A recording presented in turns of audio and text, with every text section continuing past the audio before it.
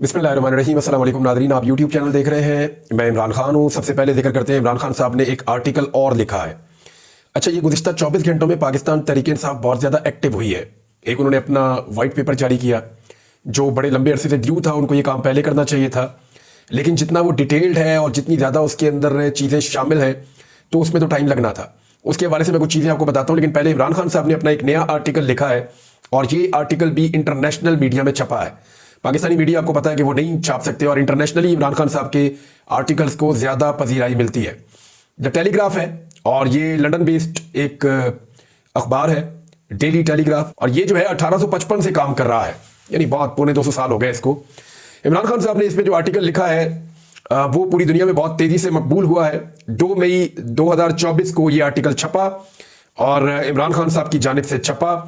5:30 बजे शाम को ये आर्टिकल वहां पे शाया, वहां के वक्त के मुताबिक हुआ है। और इमरान खान साहब ने जो इसकी हेडलाइन जो लगाई गई है वो ये है कि all that's left for them now is to murder me but I am not afraid to die. Imran Khan साहब ने कहा कि अब उनके पास जो बचा है वो मुझे कत्ल करना है, यानी ले दे कि अब वो जो कर सकते हैं मेरे खिलाफ वो ये कर सकते हैं कि मुझे कत्ल कर सकते हैं, इसके अलावा उनके पास कुछ नहीं बचा, और लेकिन मैं मरने से नहीं डरता। ये उन्होंने आर्टिकल की हेडलाइन लगाई है। अब मैं आर्टिकल का जो ट्रांसलेशन है वो आपको पढ़ के सुना देता हूं कि एक्चुअली इमरान खान साहब ने पूरी दुनिया को अपने बारे में अब क्या बताया है। इमरान खान साहब कह रहे हैं कि आज पाकिस्तान, यानी रियासत की बात कर रहे हैं, आज पाकिस्तान और उसके अवाम एक दूसरे के सामने खड़े हैं।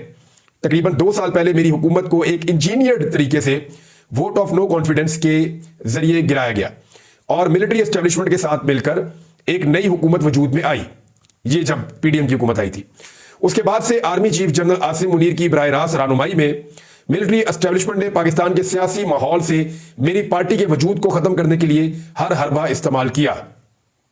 हमारा इंतखाबी निशान छीना गया, जुल्म किया गया, तशद्दुद किया गया और बहुत सारे ऐसे काम किए गए, लेकिन फौज और उसकी कठपुतलियों के तौर पर काम करने वाली बेइख्तियार सिविलियन क़यादत ये सब कुछ करने के बावजूद कामयाब नहीं हो सकी। 8 फरवरी 2024 को पाकिस्तान में आम इंतखाबात हुए और इन आम इंतखाबात ने इनके मंसूबे पर पानी फेर दिया।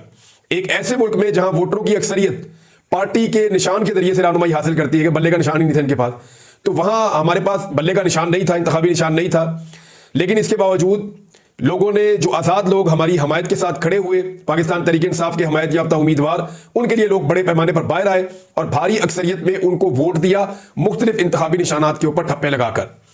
पाकिस्तान की अवाम की तरफ से मिलिट्री एस्टेब्लिशमेंट के एजेंडे के खिलाफ ये ना सिर्फ एक जमहूरी इंतकाम था बल्कि अवाम की तरफ से एक कौमी बेइज्जती थी। बल्कि 9 मई 2023 के सरकारी बयानिए को भी मुकम्मल तौर पर मुस्तरद कर दिया इन इंतखाबात ने, और जिसमें पाकिस्तान तहरीक-ए-इंसाफ के हामियों पर झूठे इल्जाम लगाए गए थे और क्रैकडाउन किया गया था कि उन्होंने फौजी तनसीबात पर हमला किया है। ये इमरान खान साहब लिख रहे हैं टेलीग्राफ में। फिर इमरान खान साहब ने कहा कि बदकिस्मती से अवामी मैंडेट को कबूल करने की बजाय फौजी एस्टेब्लिशमेंट गैज़ो गजब की लपेट में आ गई और हारने वालों को इक्तदार में लाने के लिए इंतखाबी नताइज में हेरा फेरी कर दी गई। हालिया जो ज़िमनी इंतखाबात हुए हैं उनमें भी यही टेम्परिंग देखने में आई है, जिसके नतीजे में आज पाकिस्तान एक खतरनाक दोराहे पर खड़ा है। अवाम ने रियासती इंतखाबी साजिशों और ना सिर्फ पाकिस्तान तहरीक-ए-इंसाफ की क़यादत बल्कि इसके कारकुनों के जबर, कैदोबंद और अज़ियतों को मुस्तरद कर दिया है। यानी जो पाकिस्तान तहरीक-ए-इंसाफ के साथ जो कुछ भी हुआ अवाम ने उसको मुस्तरद कर दिया है और तमाम साजिशों को भी मुस्तरद कर दिया है। अस्करी क़यादत को इस तरह की तनकीद का निशाना बनाया गया जैसा हमारी तारीख में पहले कभी नहीं हुआ था और खुलेआम तनकीद हुई, और जो हुकूमत है वो एक मजाक बनकर रह गई है। फिर इमरान खान साहब लिखते हैं कि मजीद जुल्म और तशद्दुद हुआ। रियासत का रद्द-ए-अमल सिर्फ पार्टी कारकुनों पर ही नहीं हुआ बल्कि सहाफियों पर भी हुआ और इंसानी हुकूक के मुहाफिजों पर भी जुल्म और तशद्दुद होता रहा। फिर उन्होंने बताया कि एक्स का जो प्लेटफॉर्म है, ये ट्विटर का जो होता है एक्स का, इस पर मुकम्मल पाबंदी लगा दी गई और सोशल मीडिया पर भी पाबंदियां लगाई गई। फिर इमरान खान साहब आ गए अदलिया की तरफ। उन्होंने कहा जी अदलिया का जो आज़ाद कामकाज है उसको हर सतह पर तबाह करने की एक मुनज़्ज़म कोशिश की गई है। जजों को ब्लैकमेल किया गया और खानदान के अफराद को हरासा किया गया और इस समेत बहुत सारे दबाव के जरिए उनको निशाना बनाया गया। नतीजे के तौर पर झूठे इल्जामात जो हमारे ऊपर लगे, हमारे ऊपर मुकदमात झूठे चलाए गए और हमें किसी मुनासिब दिफा की इजाजत नहीं मिली और ना ही मुल्क के कानून और आइन की कोई फिक्र की गई इन मुकदमात में। जुडिशरी में दबाव डाला गया, हम पे झूठे मुकदमात बनाए गए और हम अपना दिफा भी नहीं कर पा रहे क्योंकि वहां दबाव मौजूद है और आइन और कानून की कोई फिक्र नहीं कर रहा।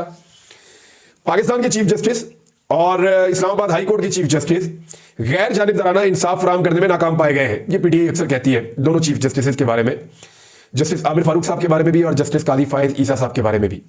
लेकिन आला अदलिया के अरकान अदलिया की आजादी को तबाह करने की कोशिशों के खिलाफ उठ खड़े हुए हैं। इस्लामाबाद हाई कोर्ट के 6 बहादुर जजों ने चीफ जस्टिस को खत लिखा जिसमें इंटेलिजेंस एजेंसियों की जानिब से अपने अहले खाना समेत जिन्हें उनको हरासा किया गया उनको भी और उनके अहले खाना को भी और ब्लैकमेल करने के वाकयात को उन्होंने बताया और मखसूस मिसालों का हवाला दिया और तफसीलात फराहम की।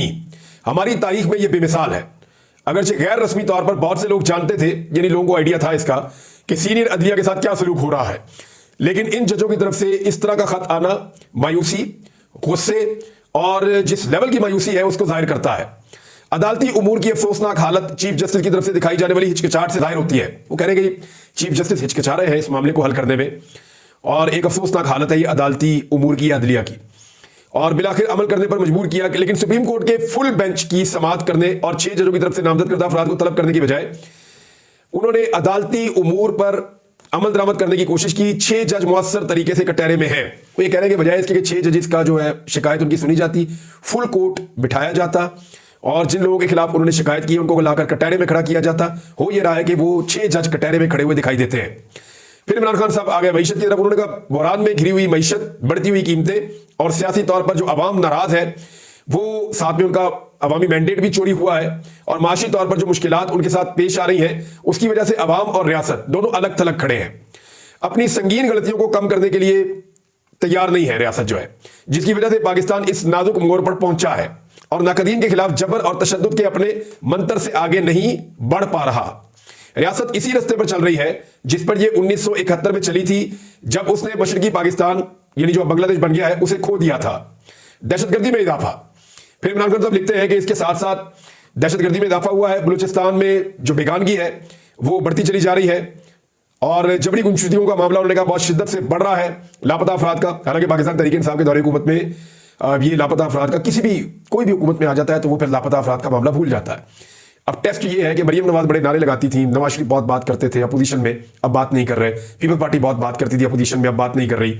इमरान खान साहब आज अपोजिशन में वो बात कर रहे हैं, देखते हैं कि जब उनकी हुकूमत आई अगर कभी तो वो फिर इस मामले में क्या करेंगे। फिर उन्होंने कहा पाकिस्तान की सरहदों पर भारत पहले ही पाकिस्तान के अंदर कत्लो गारतगिरी का एतराफ कर चुका है और अफगानिस्तान के साथ बैनुल-अक़वामी सरहद बदस्तूर गैर मुस्तहकम है। फिर पाकिस्तान और अमेरिका के ताल्लुकात पर आए इमरान खान साहब, उन्होंने कहा जी फौजी मकासद के लिए अमेरिका को फिजाई हदूद तक रसाई और उससे मुतल्लिका सहूलियात की फराहमी के बदले अमेरिका से बिलाशुबा हमायत की फौजी एस्टेब्लिशमेंट को एक तवक्को थी। लेकिन अमेरिकी महकमे खारजा की इंसानी हकूक के तरीकों से मुताल्लिक ताज़ा तरीन जो रिपोर्ट्स शाया हुई हैं वो जो उम्मीदें थी उन पर पानी फिर गया है। यानी इमरान खान साहब ये बता रहे हैं कि अमेरिका को फजाई रास्ता देने की बात हो रही थी, को फैसिलिटीज देने की बात हो रही थी और ये तवक्को की जा रही थी कि अमेरिका भी पाकिस्तान को सपोर्ट करेगा। लेकिन अमेरिका में जो रिपोर्टें आई इंसानी हकूक की खिलाफ वर्जियों के हवाले से तो ये उम्मीद भी पंक्चर हो गई है, जिसमें नुमाया कहा गया है कि पाकिस्तान में इंसानी हकूक की बहुत सारी खिलाफ वर्जियां हो रही है। और फिर उन्होंने कहा एक बार फिर जब अवाम के साथ तसादुम हो तो बैनुल-अक़वामी मालियाती फंड की हमायत पर इंसार करके निजात हासिल करने से पाकिस्तान के लिए कोई इस्तेहकाम नहीं होगा।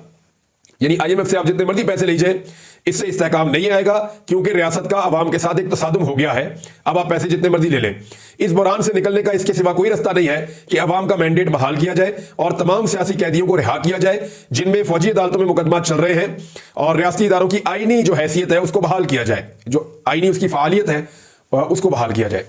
यानी ये पहले भी इमरान खान साहब बहुत दफा कहते रहे, हम रिपोर्ट भी करते रहे हैं।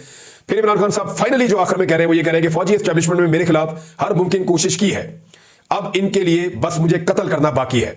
मैं खुलेआम कह चुका हूं कि अगर मुझे या मेरी अहलिया को कुछ हुआ तो उसके जिम्मेदार जनरल आसिम मुनीर होंगे, लेकिन मैं नहीं डरता क्योंकि मेरा ईमान मजबूत है, मैं गुलामी पर मौत को तरजीह दूंगा।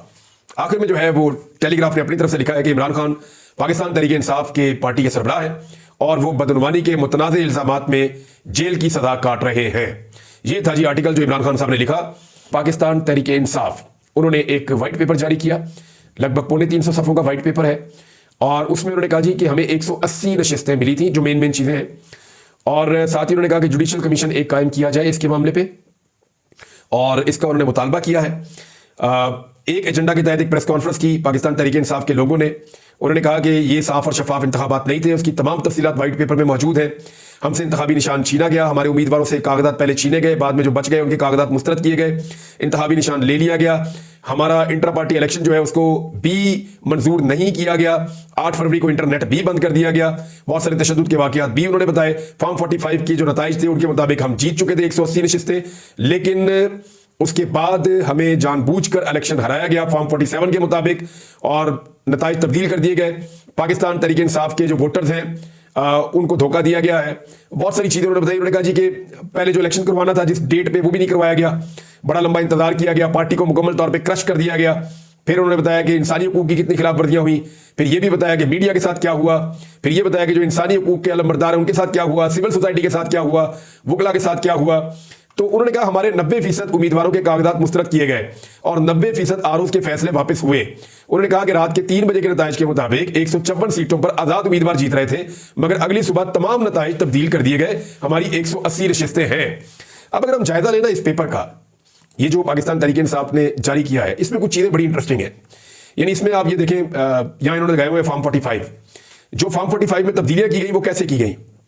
सलमान अकरम राजा का हल्का है, यहां पे आईपीपी के उम्मीदवार को वोट पड़ते हैं 173 और एक को 9 कर दिया जाता है और 973 कर दिए जाते हैं। यानी डायरेक्ट जो है वो इतनी बड़ी तादाद में वोट बढ़ा दिए गए।